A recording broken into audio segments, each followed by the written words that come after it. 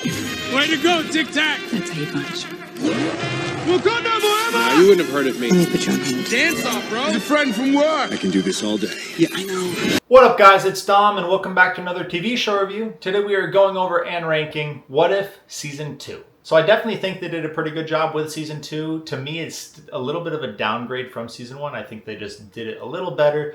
It was less goofy somehow in Season 1. They added a lot more of a comedic aspect unnecessarily in Season 2. But let's go over the specifics with the 7 essential aspects of a TV show. The first essential aspect is plot. So the plot runs the same exact way as Season 1 does. I mean, every single episode is a different universe, and I wish they still kept it that way. But again, they had to find a way to combine everything, call back some stuff from Season 1, kind of give this grand ending.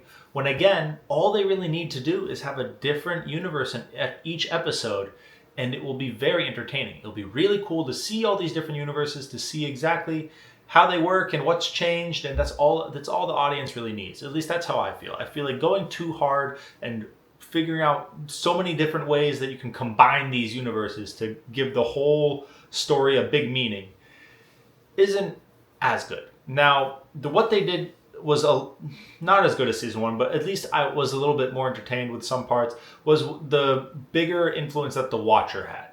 The Watcher obviously broke his oath in the first season and actually influenced things in the universes, which he's not supposed to do. He's only supposed to literally watch. Like his name is The Watcher. He's just supposed to watch and just see things unfold.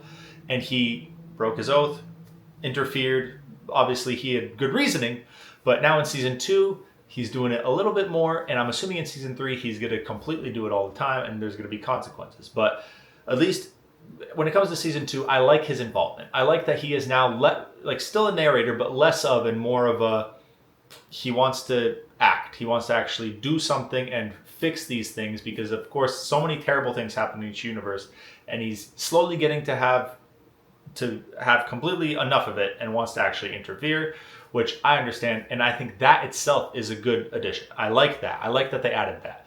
But everything else, honestly, a little bit unnecessary. The combination of all these different things, I personally don't like how it was.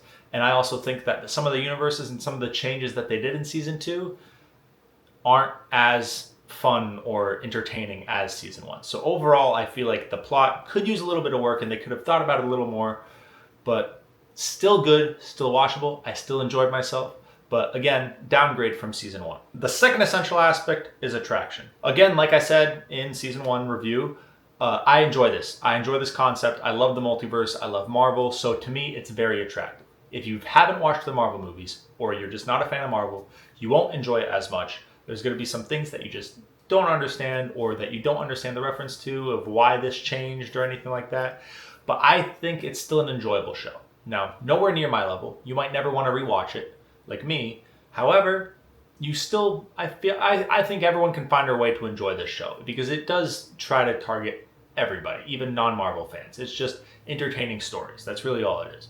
So I think the attraction is there, but if you watched it and you don't think it's there, let me know, because I personally do think it is. The third essential aspect is dialogue. So again, the only gripes I really have with the dialogue is the writing. I just think it's a little too goofy. It's not the style that I expected from this kind of Marvel TV show. If they kept it slightly more serious and just showed what different universes would look like, I think that would come across a little better than this. I feel like it was a little too jokey. There were unnecessarily amounts of comedy, even more than Season 1 had, and I think that's really the only problem. Otherwise, everyone did great when it came to the actual conversations being had and the voice acting done with these characters. The fourth essential aspect is acting. So again, this is all animated, so it's going to be voice actors, and everyone did a good job, especially the characters that were already known from the MCU, them playing the same exact role. It's already familiar voice, so it makes sense. It sounded good.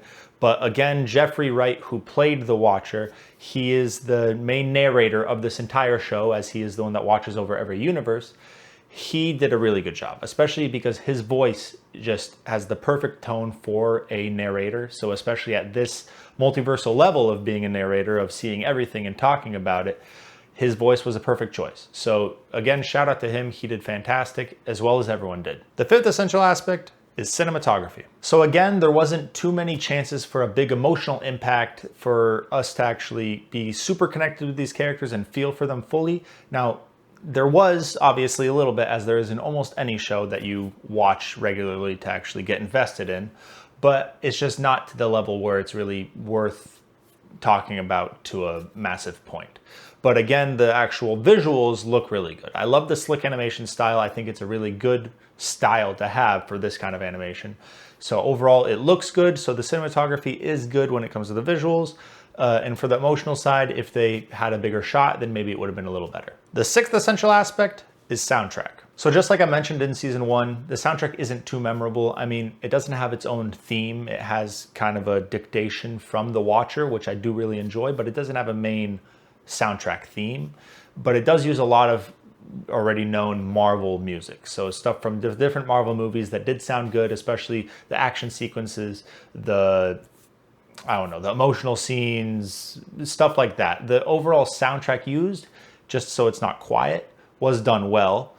But for a soundtrack in general, it's not very memorable, so it's not really worth mentioning either. And the seventh essential aspect is time. It's hard to say if season 2 will stand the test of time. I know for a fact season 1 will, because from what I know, it is the best season that it has. So that's the one that everyone thinks on, especially from a few of the episodes that are everyone's favorites. So that will definitely stand a test of time. This, however, it was a little bit more disappointing. It wasn't anything like season 1 was, well, when it came to plot-wise. So it's really hard to judge. I think it will somewhat stand the test of time. If you enjoy Marvel, then you'll love this whole show, so you will remember it. But for non-Marvel lovers, I really do not think that this one in particular will stand the test of time in any regard. Now, onto the rating. So I'm gonna give season 2 like a 65 to a 70. I mean, it was still done well. It's still entertaining. It's still stuff that you like seeing. It's just nothing compared to season 1, honestly. I couldn't bring it even up to that 75, 80 like I had in season 1. It's just not there.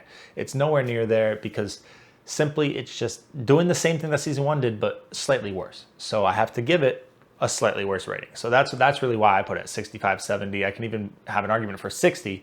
I just don't think I should really put it that low if it still does a lot of things good like season 1 did. So yeah, 65, 70 is right around the range where I would put it. And finally, the rankings. So individually, it's going to be second below season 1. Now, I'm not going to really explain why. I mean, I've been saying it the whole video. Season 1 is the better season, and it's not even really close. I just think it does everything better. So for those reasons, obviously, it's going to be second.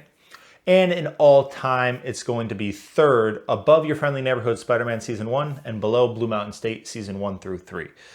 I just clearly think that if Season 1 by itself belonged above Your Friendly Neighborhood Spider-Man, that season 2 isn't bad enough to really tank it down so much that with the 2 seasons combined, it's worse overall. I really do not think that it does that.